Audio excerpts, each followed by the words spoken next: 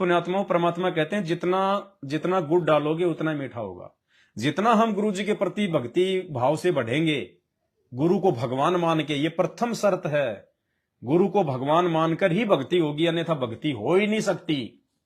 यदि हम गुरु जी के अलावा किसी और को भगवान देखेंगे, दाढ़ी मूछ वाली फोटो को, किसी और को, काल्पनिक जो कबीर जी की फोटो है उसको भगवान मानेंगे, तो पुण्यात्माओं हमारी भक्ति बनेगी नहीं, भक्ति स्टार्ट ही नहीं होती हमारी।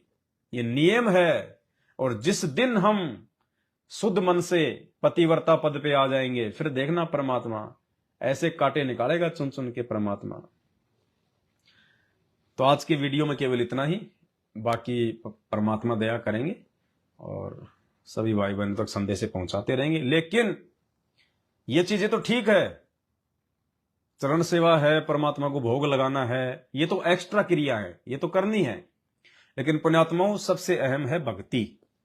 परमात्मा ने हमें जो सुमरण दिया है, और मालिक ने कह रखा है कि कम से कम 1 माला प्रथम मंत्र की और 5 माला सतनाम की। ये तो कम से कम है, कम से कम। अब इसे डबल करो चाहे 3 गुना ज्यादा करो, उतना ज्यादा बेनिफिट है। तो हम भाई बहनों ने अपनी भक्ति पे विशेष ध्यान देना है, विशेष तौर से। क्योंकि देखो, परमात्मा के स्कूल में केवल हम साथ संगत वालों का एडमिशन है, बाकी किसी का एडमिशन नहीं है। वो लोग समझ रहे हैं कि हमारा एडमिशन है, हमारे गुरुजी, हम गुरुजी के भगत, हम भक्ति कर रहे हैं। कौन? गुरुजी का परिवार और गुरुजी के कलयुगी परिवार के पीछे चल रही संगत। वो अपने आप में खुश हो रहे हैं कि हमारा एडमिशन हो रखा है। सबका कनेक्शन आउट है, किसी का एडमिशन नहीं है, किसी का एडमिशन नहीं है। जिसका एडमिशन होता है उसको विशेष तौर पे सावधानी बरतनी पड़ती है। तो ये सावधानियां हम साथ संगत वाले क्यों बरत रहे हैं? क्योंकि हमारे घट में परमात्मा विराजमान है, हमारा परमात्मा से जो कनेक्शन है वो सुचारू है। उन सब की मर्यादाएं खंडित है, उन सब से राजनीति करवा रखी है, सबसे उल्टे काम करवा रखे हैं, राजनेताओं की गुलामी करवा रखी है, भक्तों का उन पत्थरों में आश्रम बनवा बनवा के पैसा बर्बाद करवा रखा है। ये वर्तमान समय पूरा देश, पूरा विश्व बारूद के ढेरे पे बैठा हुआ है। बड़ी बड़ी बिल्डिंगें गिर रही हैं, बड़े बड़े देश तबाह हो रहे हैं, बड़े बड़े शहर तबाह हो रहे हैं, रॉकेट मिसाइलें दागी जा रही है। और ये नालायक फिर भी इनकी आंखें नहीं खुल रही गुरुजी के इस कलयुगी परिवार की, गुरुजी के बेटा बेटी भाई बंधु रिश्तेदारों की, फिर भी इन मूर्खों की आंखें नहीं खुल रही। दुनिया तबाह हो रही है और ये बिल्डिंगें बना रहे हैं, ये आश्रम बना रहे हैं। और अभी जो 7 नंबर जो हिसार जेल से जो गुरुजी की ऑडियो आई, जो सत्संग आया, क्या कहा परमात्मा ने? हे बंदी छोड़, घर घर आश्रम बन गया। मेरे बंदी छोड़ का घर घर आश्रम बन गया, पूरा संसार आश्रम बन गया। इन आश्रमों का नाम नहीं लिया गुरुजी ने कि धनाना आश्रम बन गया, सोजत आश्रम बन गया, नेपाल का आश्रम बन गया। जिक्र ही नहीं करते परमात्मा, क्योंकि ये गुरुजी के आदेश के विरुद्ध अपने धार्मिक धंधे के लिए खोले जा रहे हैं। क्या कहा गुरुजी ने उस ऑडियो में? हे बंदी छोड़, घर घर आश्रम बन गया। अरे दीपक, मेरा मोबाइल देना एक बार, मोबाइल देना एक बार। अभी ये तो 2 दिन पहले आई है गुरुजी की लेटेस्ट हिसार जेल से ऑडियो, 1 घंटे की, 2 दिन पहले ही। और क्या कहा इसमें परमात्मा ने? भाई और बहनों, आप और हमें हिम्मत दे रहे हैं परमात्मा, आप और हम सत्सेवकों को परमात्मा हिम्मत दे रहे हैं कि परमात्मा ने ये जो विधि शुरू करवाई है, ये विधि जो परमेश्वर ने शुरू करवाई है ना, इससे परमात्मा बड़े प्रसन्न हैं, बड़े खुश हैं गुरुदेव भगवान। और इसीलिए गुरुजी कह रहे हैं कि मेरे बंदी छोड़ का घर घर आश्रम बन गया, पूरा संसार आश्रम बन गया। तो ये घर घर आश्रम परमात्मा ने बनवा दिए, बेड लगवा लगवा के, सुबह शाम चरण सेवा करवा करवा के। दीपक, मेरा मोबाइल दे, 1 सेकंड भाई बहनों।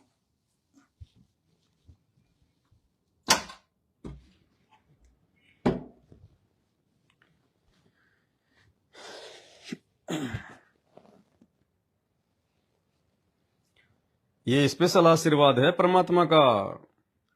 अपने सत्सेवक बच्चों को परमात्मा ने हिम्मत देने के लिए ये बात कही है कि बच्चों, जो भी कुछ हो रहा है साथ संगति के माध्यम से, जो भी हो रहा है, वो ये ना सोचना कि कोई पवनदास करवा रहा है। नहीं, वो बंदी छोड़ सतगुरु रामपाल जी भगवान करवा रहे हैं, उनकी सत प्रेरणा से सब कुछ हो रहा है। तो परमेश्वर ने परसों की ऑडियो में जो हिसार जेल से आई है, इन आश्रमों का जिक्र नहीं किया। इन आश्रमों को तो परमात्मा ने ये कह के रिजेक्ट कर दिया कि एक ही समय में 5-5 लाख बच्चे सत्संग सुन रहे हैं। किस पे? सोशल मीडिया पे, मोबाइल पे। और गुरुजी क्या कर रहे हैं? इतने लोगों को तो हम आश्रम बना के भी सत्संग नहीं सुना सकते थे, और ये करो धनाना आश्रम, दुनिया का सबसे बड़ा आश्रम, दुनिया का सबसे बड़ा आश्रम। रिजेक्ट कर दिया परमात्मा ने। क्या कह रहे हैं? सुनो पहले परमात्मा का वचन।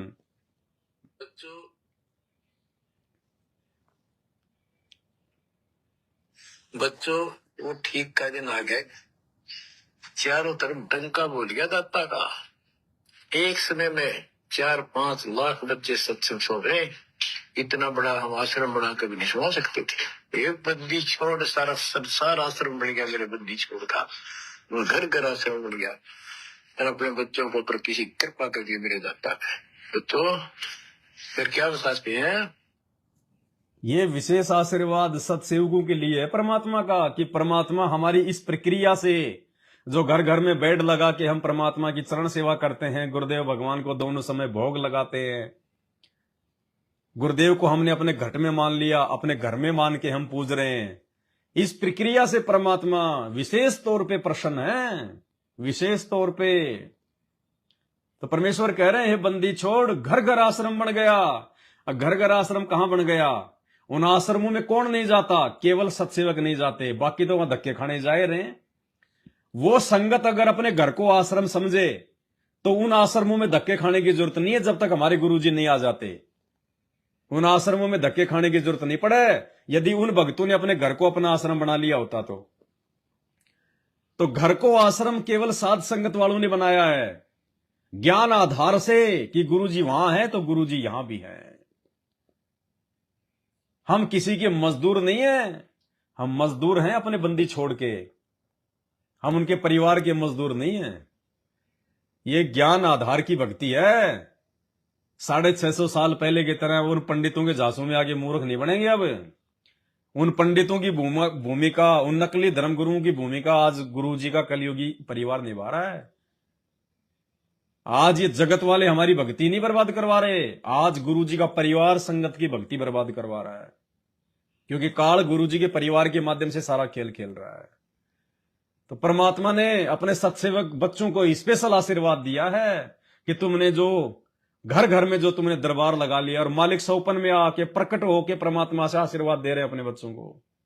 देख देख के जा रहे हैं कि बेटा दरबार का काम चल रहा है, जी गुरुजी बहुत अच्छे। और परसों की ऑडियो में परमात्मा ने बिल्कुल कलम तोड़ा आशीर्वाद दे दिया। कह रहे इतने लोगों को सत्संग तो हम आश्रम बना के भी नहीं सुना सकते, तो फिर क्यों बन रहे हैं आश्रम? 14-14, 15-15 आश्रम क्यों बन रहे हैं फिर? ये पुण्यात्माओं सब बकवासबाजी है।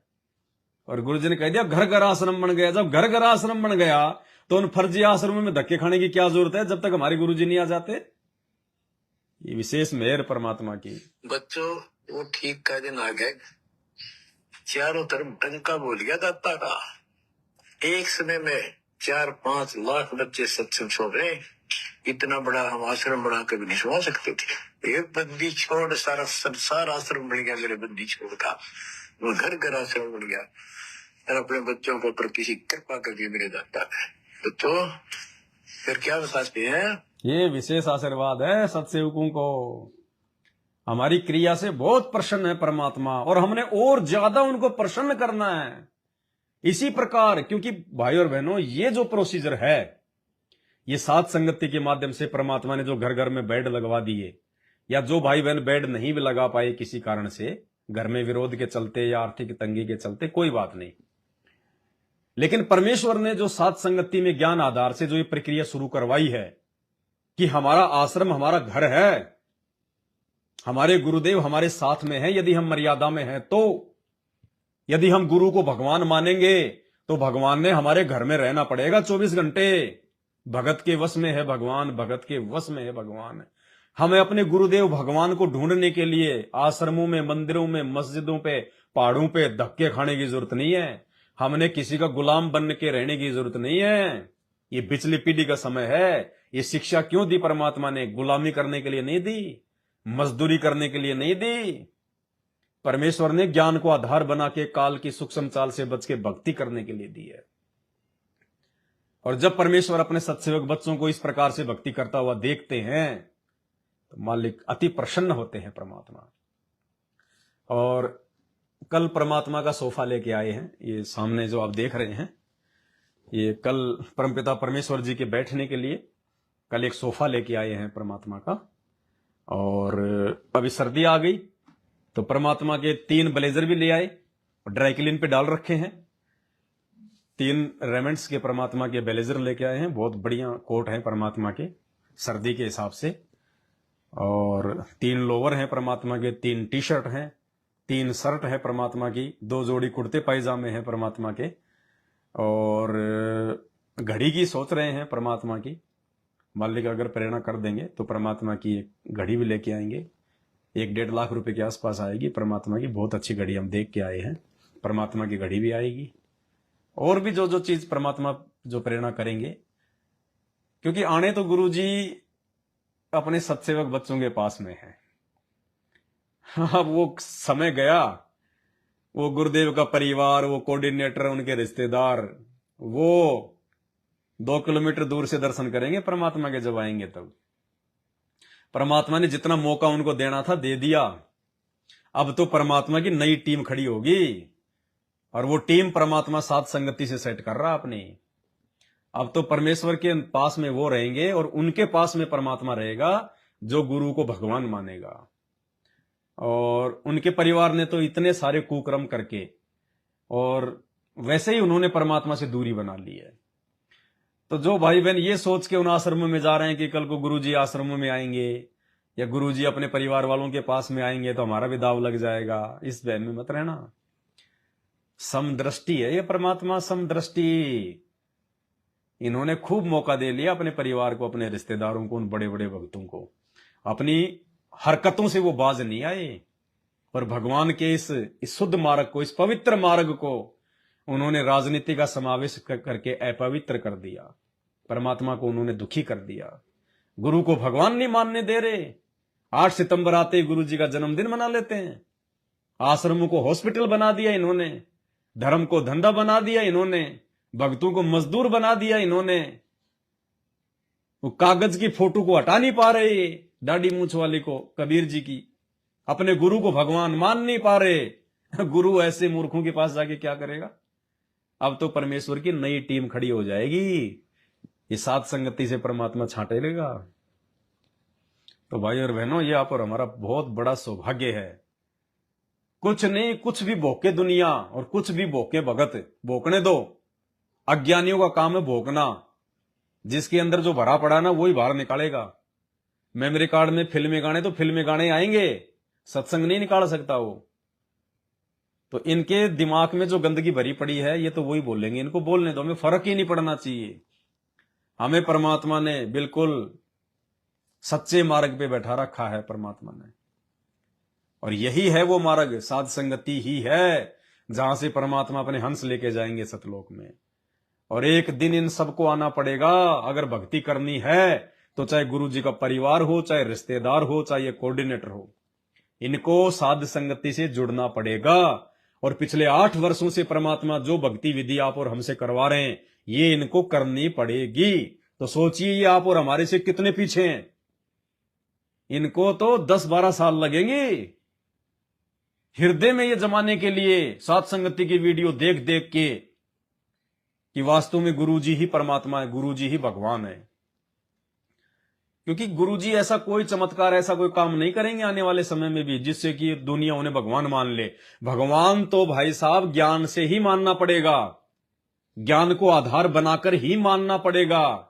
चमत्कार से भगवान मानने वाले 650 साल पहले 64 के 64 लाख फैल हो गए।